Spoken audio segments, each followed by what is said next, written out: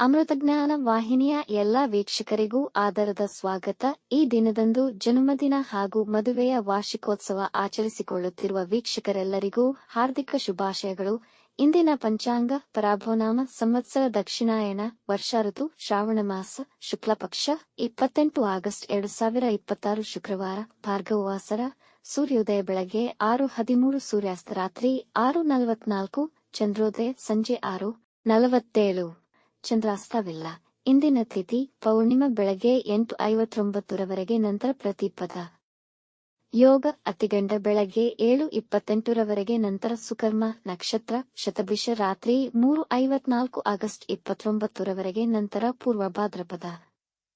ಕರ್ಣ ಭವ ಬೆಳಗ್ಗೆ 9:48, ಬಾಲವ ರಾತ್ರಿ 9:56 ನಂತರ ಕೌಲವ. ಇಂದಿನ ಶುಭ ಮುಹೂರ್ತದಲ್ಲಿ ಬ್ರಾಹ್ಮಿ ಮುಹೂರ್ತ 4:36 ರಿಂದ 5:22, ಅಭಿಜಿತ್ ಮುಹೂರ್ತ ಬೆಳಗ್ಗೆ 11:56 ರಿಂದ 12:46, ಪ್ರಾತಃ ಸಂಧ್ಯಾ ಬೆಳಗಿನ ಜಾವ 4:59 ರಿಂದ 6:08 ಸಂಧ್ಯಾಕಾಲ ಸಂಜೆ 6:33 ರಿಂದ 7:43, ಅಮೃತಕಾಲ ರಾತ್ರಿ 7:44 ರಿಂದ 9:23.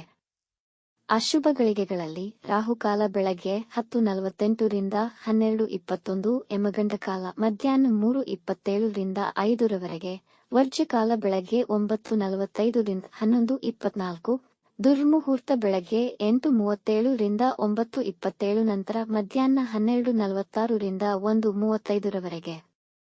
ರಾತ್ರಿ 3:54 ಆಗಸ್ಟ್ 29 ತರಾಬಲ ಇರುವ ನಕ್ಷತ್ರಗಳು ಅಶ್ವಿನಿ, ಕೃತ್ತಿಕ, ಮೃಗಶಿರ, ಪುನರ್ವಸು, ಪುಷ್ಯ, ಮಘ, ಉತ್ತರ ಫಾಲ್ಗುಣಿ, ಚಿತ್ರ, ವಿಶಾಖ, ಅನುರಾಧ, ಮೂಲ, ಉತ್ತರಾಷಾಢ, ಧನಿಷ್ಠ, ಪೂರ್ವ ಭಾದ್ರಪದ, ಉತ್ತರ ಭಾದ್ರಪದ.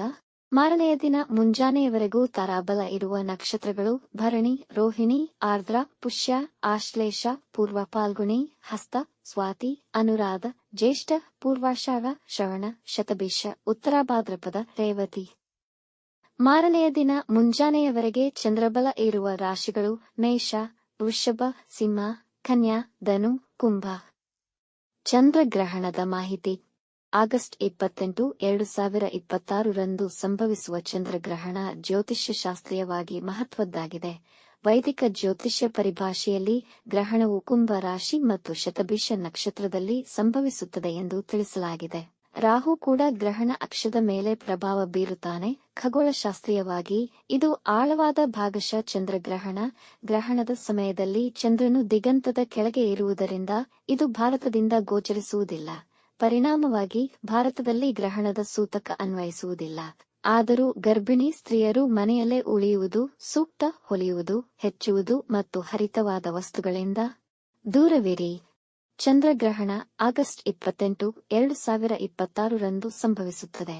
ಭಾರತೀಯ ಪ್ರಮಾಣಿತ ಸಮಯದ ಪ್ರಕಾರ ಭಾಗಶಃ ಗ್ರಹಣವು ಬೆಳಗ್ಗೆ 8:04 ಪ್ರಾರಂಭವಾಗಿ ಬೆಳಿಗ್ಗೆ 9:43 ಉತ್ತುಂಗಕ್ಕೇರಿ ಬೆಳಗ್ಗೆ 11:22 ಕೊನೆಗೊಳ್ಳುತ್ತದೆ.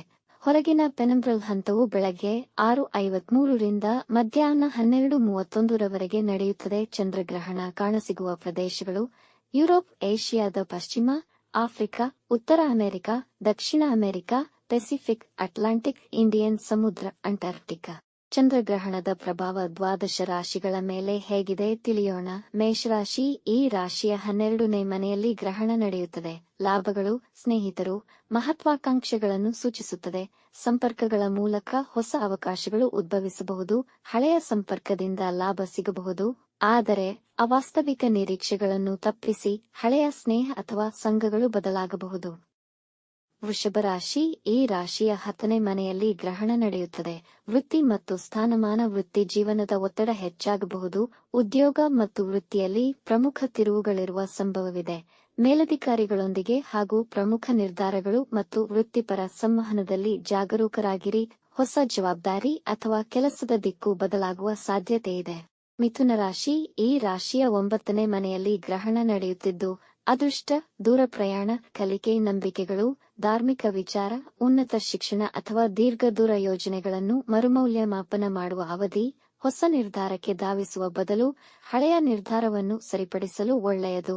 ಆಧ್ಯಾತ್ಮಿಕ ಚಿಂತನೆ ಹೆಚ್ಚಾಗಬಹುದು. ಕರ್ಕ ರಾಶಿ. ಈ ರಾಶಿಯ 8ನೇ ಮನೆಯಲ್ಲಿ ಗ್ರಹಣ ನಡೆಯುತ್ತಿದ್ದು ಹಣಕಾಸು ಪರಿವರ್ತನೆ, ಅನಿರೀಕ್ಷಿತ ಘಟನೆಗಳು, ಆರೋಗ್ಯ ಮತ್ತು ಮಾನಸಿಕ ಒತ್ತಡದ ವಿಷಯಗಳಲ್ಲಿ ಎಚ್ಚರಿಕೆ ವಹಿಸಿ. ಅನಗತ್ಯ ಸಾಲಗಳು, ಅಪಾಯಕಾರಿ ಹೂಡಿಕೆಗಳು ಮತ್ತು ಹಠಾತ್ ವೆಚ್ಚಗಳನ್ನು ತಪ್ಪಿಸಿ. ಭಾವನಾತ್ಮಕ ಒತ್ತಡವು ಹೆಚ್ಚಾಗಬಹುದು. ಹಳೆಯ ಸಮಸ್ಯೆಗಳನ್ನು ಪರಿಹರಿಸುವ ಸಮಯ. ಹಣಕಾಸಿನ ಬಗ್ಗೆ ಹೆಚ್ಚಿನ ಎಚ್ಚರಿಕೆ ವಹಿಸುವುದು ಸೂಕ್ತ. ಸಿಂಹರಾಶಿ, ಈ ರಾಶಿಯ 7ನೇ ಮನೆಯಲ್ಲಿ ಗ್ರಹಣ ನಡೆಯುತ್ತದೆ.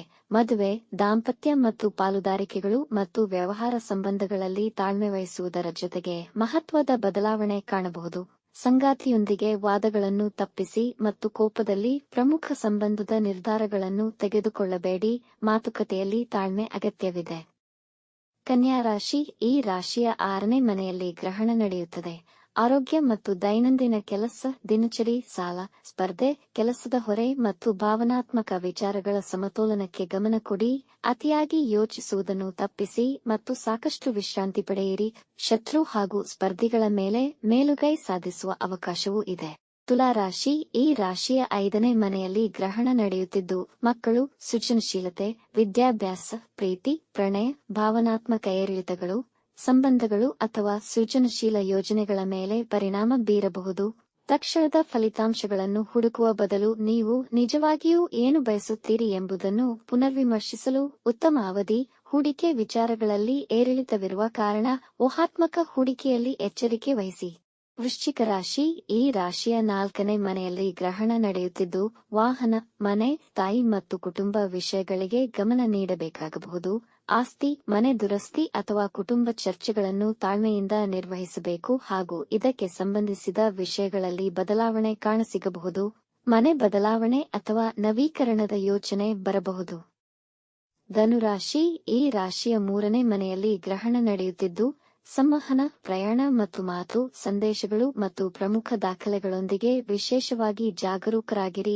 ಒಡಹುಟ್ಟಿದವರು ಅಥವಾ ನಿಕಟ ಸಂಪರ್ಕಗಳೊಂದಿಗೆ ಅನಗತ್ಯ ವಾದಗಳನ್ನು ತಪ್ಪಿಸಿ. ಬರವಣಿಗೆ, ಮಾಧ್ಯಮ, ಸೋದರ ಸೋದರಿಯರ ವಿಚಾರಗಳಲ್ಲಿ ಚಟುವಟಿಕೆ ಹೆಚ್ಚಾಗುತ್ತದೆ.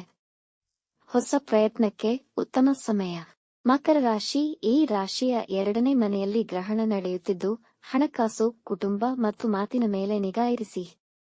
ಹಠಾತ್ ಖರೀದಿಗಳು ಮತ್ತು ಭಾವನಾತ್ಮಕವಾಗಿ ಪ್ರಭಾವಿತರಾಗಿ ಹಣಕಾಸಿನ ಬದ್ಧತೆಗಳಿಗೆ ಸಿಲುಕಿಕೊಳ್ಳದಂತೆ ಎಚ್ಚರಿಕೆ ವಹಿಸಿ.